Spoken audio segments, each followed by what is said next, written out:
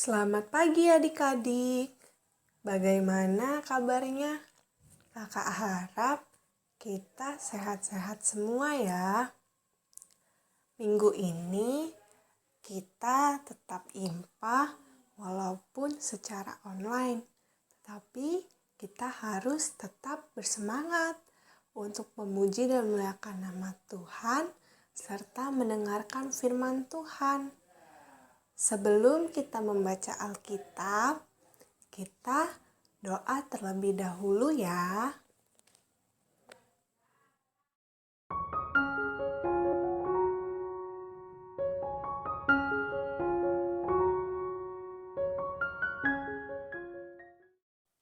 Pembacaan Alkitab diambil dari 1 Korintus 4 ayat 6 sampai 13.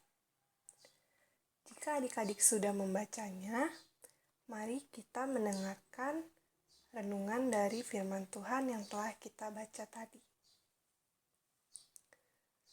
Firman Tuhan menceritakan tentang seorang rasul yang bernama Rasul Paulus. Rasul Paulus merupakan orang yang sangat gigih dalam tugas pekabaran Injil sejak ia bertobat dan percaya kepada Tuhan Yesus. Adik-adik tahu nggak maksud dari pekabaran Injil itu apa? Jadi, pekabaran Injil adalah salah satu bagian yang menjadi tanggung jawab seluruh orang Kristen untuk menyampaikan kabar baik tentang kedatangan kerajaan Allah. Rasul Paulus sendiri telah menjalankan tugasnya ini selama 18 bulan di Jemaat Korintus. Wah, lumayan lama ya.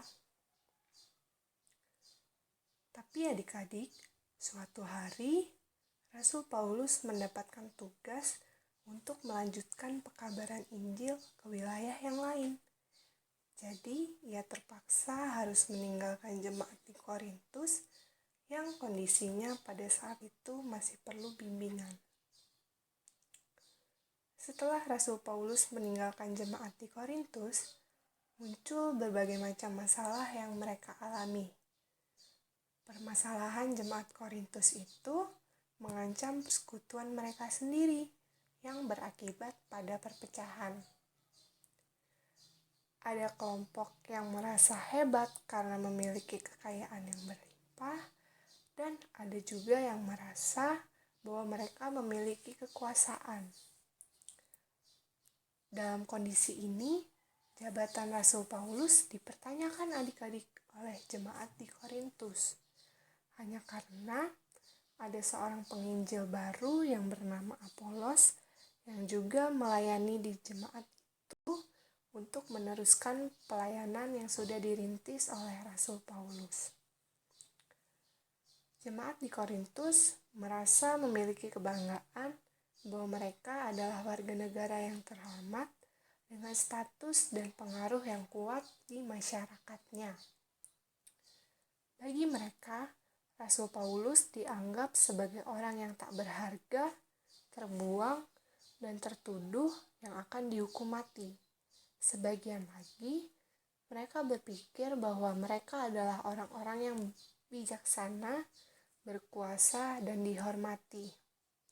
Sebaliknya, Rasul Paulus hanyalah seorang yang dinilai bodoh, lemah, dan tak terhormat.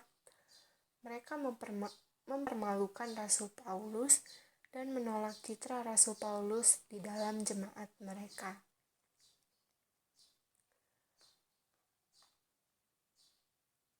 Untuk menyikapi pergumulan yang ada, Rasul Paulus menegaskan tentang posisinya sebagai hamba Kristus.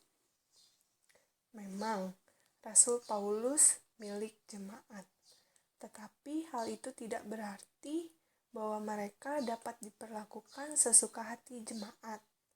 Rasul-rasul memang melayani kebutuhan keimanan jemaat, namun mereka tetap merupakan hamba Kristus, bukan hamba jemaat. Sebagai hamba Kristus, para rasul bertanggung jawab langsung kepada Kristus yang menjadi Tuhan mereka. Kristuslah yang berhak menghakimi mereka, bukan jemaat Korintus. Nah, adik-adik, dalam cerita hari ini, Rasul Paulus mengajarkan kepada jemaat di Korintus supaya jangan memilih-milih dalam pelayanan dengan sikap yang tidak baik. Karena hal ini dapat menimbulkan perpecahan, bahkan bisa membuat jemaat tidak bertumbuh dan berkembang hanya karena pilih kasih dan hidup saling bermegahkan diri. Kita sebagai anak Tuhan harus bisa berteman dengan siapa saja tanpa pilih kasih.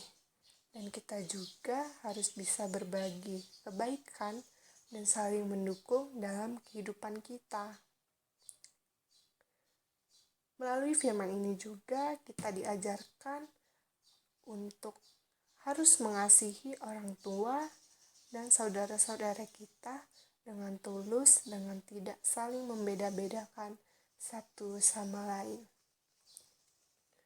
Dan yang terakhir, kita harus ingat bahwa anak Tuhan diajarkan untuk saling mengasihi dan saling menolong dalam berbuat kebaikan. Sekarang kita akan mengerjakan aktivitas.